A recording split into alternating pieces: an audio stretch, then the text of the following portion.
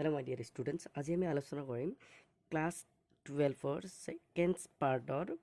Chapter 7। এইটো chapter এইকাৰণে এতিয়াই ষ্টাৰ্ট কৰিব বিচাৰিছোঁ কাৰণ এইটো চেপ্টাৰৰ ফুল কনচেপ্ট জানিলেহে তুমি ফিজিক্সত তেতিয়া ইজি ফিল কৰিবা আৰু মই যোনটো প্ৰচেছত শিকাম তোমালোকে 100% চিয়'ৰ ইজি প্ৰচেছ পাবাই আৰু ইয়াতে থাকিলে তুমি ভালকৈ more than 80+ তুমি মাৰ্ক পাবা চিয়'ৰ আৰু মই যিখিনি তোমালোকক অংক ইম্পৰ্টেণ্ট দিম সেইখিনি 100% চিয়'ৰ আহিবই আৰু এটা মই লাষ্ট ইয়াৰত মই এটা ভিডিঅ' বনাই দিছিলোঁ যোনটো ভিডিঅ'ৰ কুৱেশ্যন তোমালোকে চালে ভেৰিফাই কৰিব পাৰিবা যে ছাৰে বনাই দিয়া ভিডিঅ'ৰ বা ইম্পৰ্টেণ্ট কিমান কমন আছিলে ঠিক আছে লাষ্ট মই ফাৰ্ষ্ট ইয়াৰৰো দিছিলোঁ এইবাৰ 12ৰো আৰু এক্সাম আহিলে নতুনকৈ দিম তো তোমালোকে এই চেনেলটো ছাবস্ক্ৰাইব কৰিবা তো যেতিয়া মই 7 চেপ্টাৰ ষ্টাৰ্ট কৰিম তো মোৰ ইয়াতে ওলাই গৈছে এই ফৰ্মুলাখিনি তোমালোকে কি কৰিবা ভালকৈ মুখস্থ কৰিবা য'ত তোমালোকে অলৰেডি ডেৰিভেটিভখিনি মুখস্থ কৰিছা তো এতিয়া ইণ্টিগ্ৰেশ্যনখিনি কৰিবা ইণ্টিগ্ৰেশ্যনৰ আৰু এটা নাম আছে কি এণ্টি ডেৰিভেটিভ চোৱা ইয়াতে আছে ডেৰিভেটিভ নেম আৰু ইয়াতে আছে এণ্টি ডেৰিভেটিভ তাৰমানে ডেৰিভেটিভৰ ওলোটাকে কি কোৱা হয় ইণ্টিগ্ৰেশ্যন বুলি কোৱা হয় এটা বস্তু ডেৰিভেটিভ কৰি যেনিবা 10 পালাম তো এইবাৰ সেই 10ক তুমি ইণ্টিগ্ৰেশ্যন কৰি সেই বস্তুটো পাই যাবা এইখিনি কথা তো তাৰ আগতে তোমালোকে মুখস্থ কৰিবা ফৰ্মুলাখিনি খুবেই দৰকাৰী তো এতিয়া আমি এক্সাৰচাইজত যোৱাৰ আগতে ইণ্টিগ্ৰেশ্যন কৰোঁতে আমি এটা লাষ্টত এক্সট্ৰাকৈ এটা চি দিওঁ হয় সেই চিটো মই কি কাৰণত ইউজ কৰা হয় সেই বিষয়ে আগতে কৈ ল'ম তাৰপিছত এক্সাৰচাইজ যাম বহুতেই ইজি প্ৰচেছ তো চাই লোৱা ছাপ'জ এক্স স্কুৱেৰ ইয়াক যেতিয়া তুমি ডেৰিভেটিভ কৰিবা তো ইয়াৰ এনচাৰ কি হৈ যাব 2x কাৰণ তুমি এইটো জানে dx of x power n equal to কি হয় n x n মাইনাছ 1 হৈ যায় তো ইয়াতে এনৰ জায়গাত কি আছে 2 আহিছে 2ৰ পৰা যেতিয়া 1 যাব তো x থাকি আছে এবাৰ সেম প্ৰচেছত মই যদি এইটোক ডেৰিভেটিভ কৰি দিওঁ dx of x square plus suppose 5 ঠিক আছে x স্কুৱেৰক ডেৰিভেটিভ কৰিলে 2x and 5ক ডেৰিভেটিভ কৰিলে কি হৈছে 0 তাৰমানে ইয়াতে তুমি কিমান পাই আছা 2x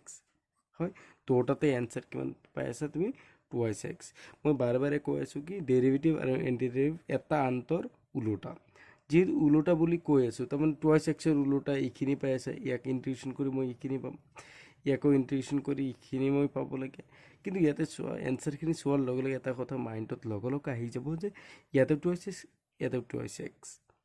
তো এই দুটাৰ পৰা মই কোনটো সিলেকশন কৰিম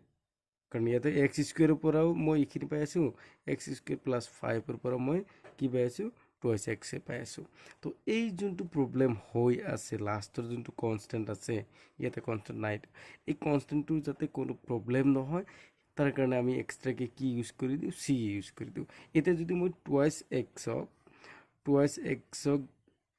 ইন্টিগ্রেশন করে দিও তেতিয়াহলে তুমি কি পাবা এই 2 আউট করে দিলে x ক ইন্টিগ্রেশন করলে কি হবে x স্কয়ার ডিভাইডেড বাই 2 হয়ে যাবে 2 ক্যান্সেল তো ইয়াতে কিমান পাইছে x স্কয়ার পাইছে কিন্তু এইটো কাৰণে তো কারেক্ট হয়ে গল x স্কয়ারক ডেরিভেটিভ করলে 2x কমপ্লিট বা 2x ক ইন্টিগ্রেশন করলে এইখিনি পাই আছে এইখিনিও কারেক্ট বুলি ক'ব পাৰো কিন্তু কথা হল যে ইয়াতে আছে 5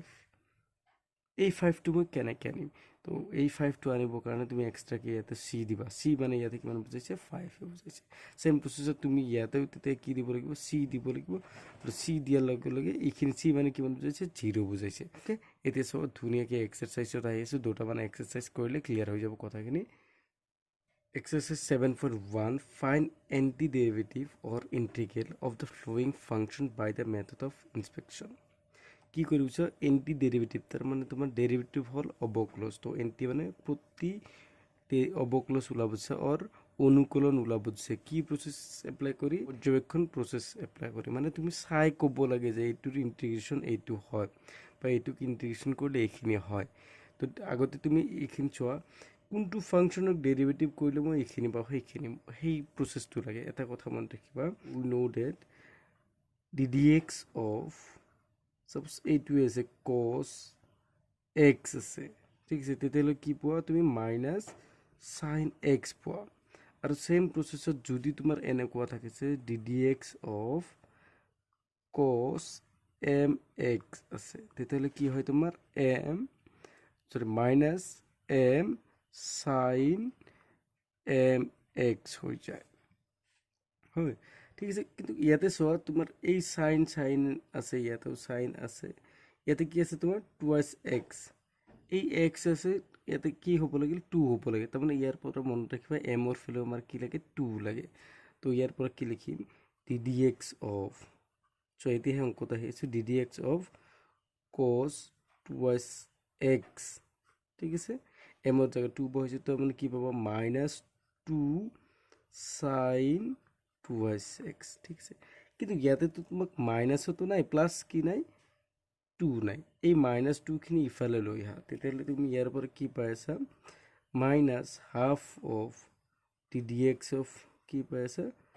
cos টুৱাইছ এক্স এইটো যেহেতু প্ৰথম অংক তো মই অলপ বেছিকৈ লিখি আছোঁ তোমালোকে কম লিখিলে হৈ যাব কিছুমান ষ্টেপ স্কিপ কৰিব পাৰিবা তো এই যিখিনি কনষ্টেণ্ট হয় এইখিনি তুমি ভিতৰত দি দিয়া তেতিয়াহ'লে কি পাইছে ddx of minus cos twice x clear এইখিনি কি পাই আছে সাইন টুৱাইছ এক্স পাই আছে তো চোৱা ইয়াতে যি এনচাৰ এইটো ইয়াতে পাই গৈছা তাৰমানে এইখিনি ফাংচনক যেতিয়া তুমি ডেৰিভেটিভ কৰিবা এইখিনি পাই যাবা তো এই যোনটো ফাংচন আছে এইখিনি ফাংচনক কি কোৱা হ'ব এন্টি ডেৰিভেটিভ অৰ ইন্টিগ্ৰেল তো ইয়াতে লিখি দিওঁ therefore integration sine twice x equal to কি লিখিম minus half of cos twice x আৰু ইন্টিগ্ৰেশ্যনৰ কাৰণে এটা সিঙ্গল এটা c দিয়াই হয় এইখিনি ইয়াতে দিয়া হয় ক্লিয়াৰ কোৱেশ্চন নম্বৰ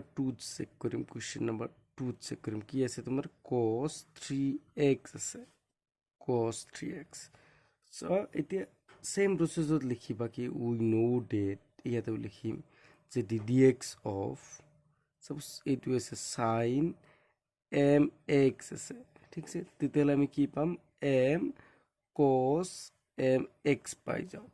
তো m এর ভ্যালু ইয়াতে কিমান আছে সো ইয়াতে কি m মানে কিমান আছে 3 আছে তো যত m আছে তাতে মই কি বহাই দিম 3 বহাই দিম তো therefore ddx of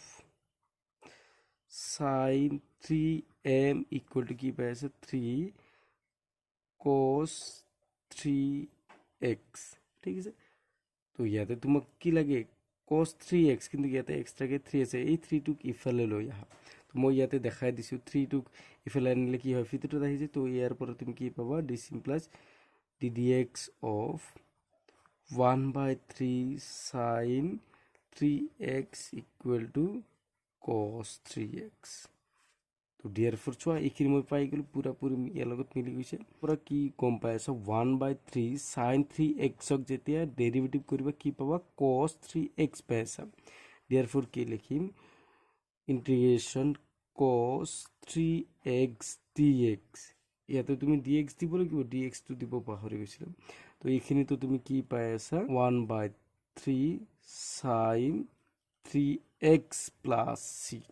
ঠিক আছে c means constant next question চোৱা এতিয়া question number 3 কি আছে তোমাৰ e to the power 2x আছে ইয়াতে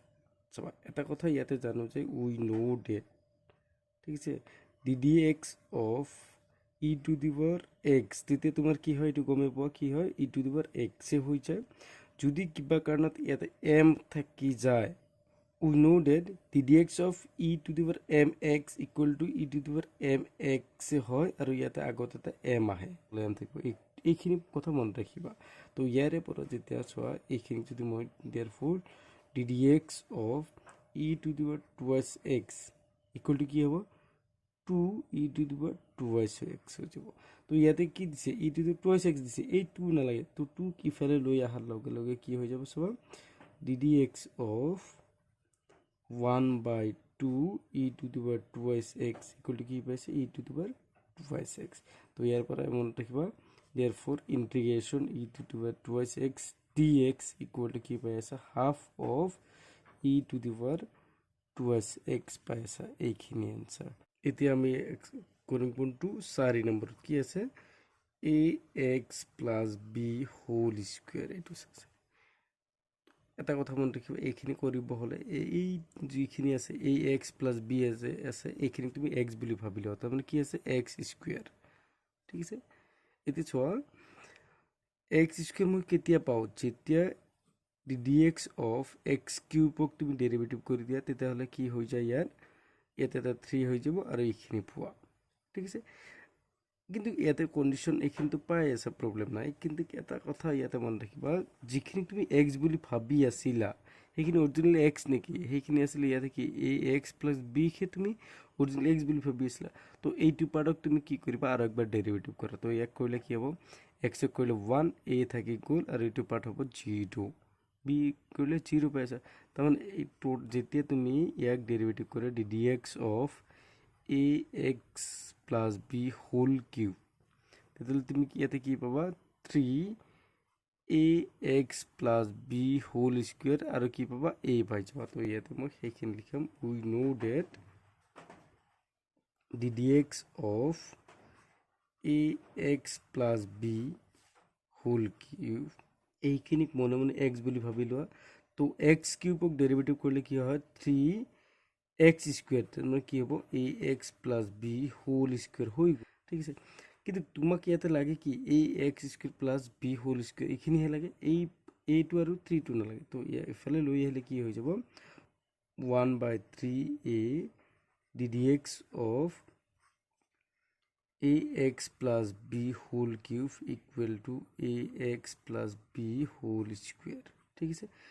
ইয়াৰে পৰা কনস্ট্যান্ট টাৰ্মখিনি ভিতৰত দি হুমাই দিয়া তো তই কি 1/3a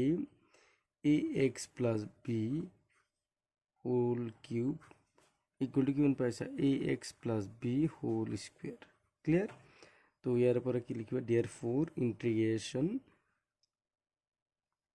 ax plus b whole square dx equal to কি হ'ব 1/3a ax plus b whole cube plus c clear next question 5 sin twice x minus 5e to the power 3x এই মাত্র সোয়া sin twice x এর already করেছিল হেতু result কি পাইছিল ইয়াতে লিখিলো since integration sin twice x equal কি পাইছিল -1/2 cos twice x পাইছিল এটো স্কুল লাস্ট এইখিনি চাবা এক কৰিব পাব বা এইটো মই এনেকৈ লিখিব পাৰিম এইখিনি এইটো পাৰ্ট তুমি এক্সট্ৰাকে লিখিব পাৰা বা এনেকৈ লিখিব পাৰা যে কি আছিল dx of -1/2 cos twice x equal to কি হয় sin twice x হৈ যায় and ইয়াতে এটা কথা মন ৰাখিবা আৰু dx of 4e to the power 3x equal to কি হৈ যাব এই 4 তো 4 থাকি গ'ল এটো কি হ'ব into 3e to the power 3x হৈ যাব তো ইয়াৰ পৰা যদি মই এই 3 খিনি ইফালে লৈ আহো তেতিয়াহলে কি পাই আছে dx of 4/3e to the power 3x equal to কি পাই আছে 3e to the power 3x পাই আছে সরি 3 নহয় ইয়াতে কি হ'ব 4 হৈ আছে তাৰ মানে কি পাইছে এইখিনি ডেৰিভেটিভ কৰিলে এইখিনি পাও তাৰ মানে এই 4e to the power 3x ক ইন্টিগ্ৰেশন কৰিলে এইখিনি পাবা আৰু কি sin twice x ক ইন্টিগ্ৰেশন কৰিলে এইখিনি পাই যাবা তো এইখিনি আমি এতে লিখিম একেলগে therefore integration sin twice x minus 4e to the power 3x dx equal to -1/2 cos twice x ইয়াতে যেহেতু মাইনাস আছে তো মাইনাস ইয়াতে দিব তার পিছত কি আছে তোমার 4e to the power 3x আর ইয়াতে ডিভাইডেড বাই 3 দিব লাগে প্লাস c এইখিনি ঠিক আছে তো আর একবার মই এইটো পার্ট বুঝাই আছো সবা কি করা হয়েছে ফার্স্টত ইন্টিগ্রেশন sin twice x এইখিনি পার্ট মই অলরেডি করে দিছি তো এইটো ডাইরেক্ট মই ইউজ কৰিছো তো মানে এইটো যোনটো পার্ট আছে এইটো পার্টক মই সেপারেট কে উলাইছো আর এইটো পার্টও সেপারেট কে উলাইছো তার পিছত জাস্ট এর মাজত মই মাইনাস কৰি দিছো তো ইয়াৰ এইটো উলাইছে এইটো এক নম্বৰ এক সেম প্ৰসেসত ইয়াতে মই কি কৰিছো এইখিনিও সোয়া এইটো পাৰ্ট জি আছে ইয়াতেও সেম খিনি আছে এক দুই নম্বৰ তোমাৰ এইখিনি ৰিজাল্টৰ পৰা এইটো মাইনাস কৰি আছো তোমাৰ এইখিনি ৰিজাল্টৰ পৰা এইটো ৰিজাল্ট মাইনাস কৰি আছে ঠিক আছে দেখি ঠিক আছে এইখিনি কৰিলে এইটো পাই যাবা থ্যাংক ইউ ফৰ ওয়াচিং